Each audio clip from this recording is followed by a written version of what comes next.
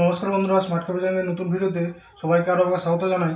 বন্ধুরা, আজকের ভিডিওতে আমরা দেখব যে স্ক্রিন প্রিন্টিং বাড়িতে শুরু করার জন্য আপনাদের ঠিক কোন কোন ম্যাটেরিয়ালসের প্রয়োজন হবে। তো এই স্ক্রিন প্রিন্টিংয়ের ব্যবসা আপনারা খুব সহজেই বাড়িতে বসে করতে পারবেন খুবই অল্প খরচে। তো এই ব্যবসা শুরু করার জন্য আপনাদের কোন কোন জিনিসপত্রের প্রয়োজন হবে সেটা এই ভিডিওর মাধ্যমে সম্পূর্ণভাবে দেখাবো। তো ভিডিওটি খুবই একটি ইন্টারেস্টিং ভিডিও হতে চলেছে, এই ভিডিওটি আপনারা সম্পূর্ণ দেখুন। বন্ধুরা, আপনারা যদি এখনও আমার চ্যানেলটাকে সাবস্ক্রাইব না করে থাকেন তাহলে ভিডিওতে একটা লাইক করবেন এবং চ্যানেলটা সাবস্ক্রাইব করে পাশের বেল নোটিফিকেশান আইকনটা প্রেস করে রাখবেন, যাতে পরবর্তী সময়ে এরকমই ইনফরমেটিভ ভিডিও নোটিফিকেশান সবার আগে আপনার কাছে পৌঁছে যায়। তো বন্ধুরা, সর্বপ্রথম আপনাদের প্রয়োজন পড়বে এরকম একটি কাঠের ফ্রেমের। তো আপনারা চাইলে ছোট বড় সাইজের ফ্রেম নিতে পারেন। তো এরকম একটি কাঠের ফ্রেম আপনাদের প্রথম প্রয়োজন হবে এবং তারপর আপনাদের এরকমের একটি ক্লাম্প দরকার হবে, যে ক্লাম্পটির সাহায্যে আপনারা ওই ফ্রেমটিকে টেবিলের সাথে অ্যাটাচ করতে পারবেন। তো এরকমের একটি ক্লাম্প আপনাদের প্রয়োজন। তারপর আপনাদের প্রয়োজন হবে এই মেশ কাপড়ের। তো এটা হলো 140 নম্বর মেশ কাপড়। তো আপনারা এই মেশ কাপড়টির দ্বারা সমস্ত রকমের কার্ড, ব্যাগ, পলি ব্যাগ এই সমস্ত জিনিস প্রিন্ট করতে পারবেন। তো এই মেশ কাপড় আরও অনেক রকমের পাওয়া যায়। তো প্রথম এই বিজনেসটি শুরু করার জন্য আপনারা এই 140 নম্বর মেশ কাপড়টাই নেবেন, কারণ এটিতে সব ক্ষেত্রে ব্যবহার করা যায়। তো এবার ওই মেশ কাপড়টিকে ফ্রেমের সাথে অ্যাটাচ করার জন্য অথবা বাঁধার জন্য আপনাদেরকে এরকম দড়ি আর এরকমের বোমা পেরেক প্রয়োজন পড়বে।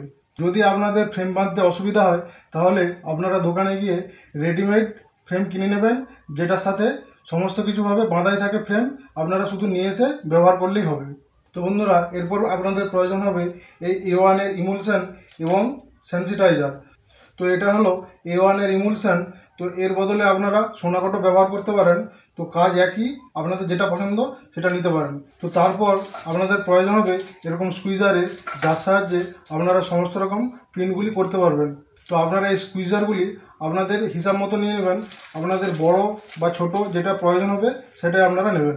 তো এরপর আপনাদের প্রয়োজন হবে এই রেড ওয়াশার এবং এই বেঞ্জিল।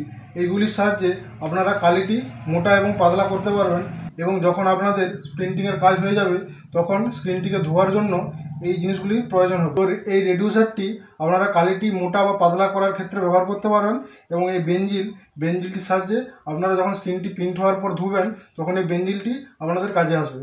তো এরপর আপনাদের প্রিন্ট করার জন্য কালির প্রয়োজন হবে। তো আপনারা এরকম কালি নিয়ে নেবেন। তো কালি দু রকমের পাওয়া যায়, একটা হলো গ্লসি কালি এবং আরেকটি হলো ম্যাট কালি। তো কোনো গ্লসি পেপারের উপর প্রিন্ট করার জন্য গ্লসি কালির প্রয়োজন হয় এবং ম্যাট পেপারের উপর প্রিন্ট করার জন্য ম্যাট কালির প্রয়োজন হয়। এবং এরকম একটি রং তোলার চামচ নিয়ে নেবেন, যার সাহায্যে রংটি তুলে আপনারা ফ্রেমে রাখতে পারবেন। তারপর আপনারা এরকম একটি ব্রাউন টেপ নিয়ে নেবেন।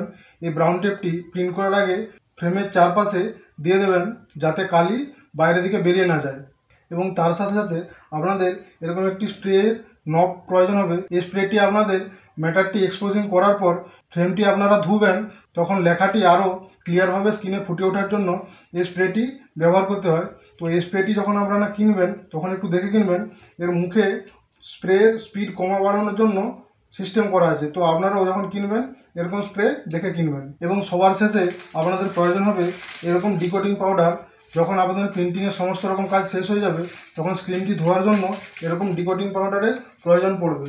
তো এই ডিকোডিং পাউডারটি আপনারা যখন কিনবেন তখন একটু বেশি পরিমাণে কিনে নেবেন, কারণ প্রথম আপনাদের স্কিন ঠিকঠাকভাবে উঠবে না, তাই বারবার আপনাদের স্কিন ধোয়ার প্রয়োজন পড়তে পারে। তাই আপনারা এই ডিকোডিং পাউডারটি বেশি পরিমাণে কিনে নেবেন।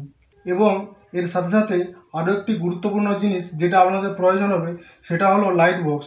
তো লাইট বক্স আপনারা বাড়িতেও তৈরি করে নিতে পারেন কিংবা মার্কেট থেকে কিনতেও পারেন। তো মার্কেট থেকে কিনলে আপনাদের খরচটা একটু বেশি হতে পারে, আর যদি আপনারা এই লাইট বক্স বাড়িতে তৈরি করেন তাহলে খুব কম খরচেই আপনার বাড়িতে তৈরি হয়ে যাবে।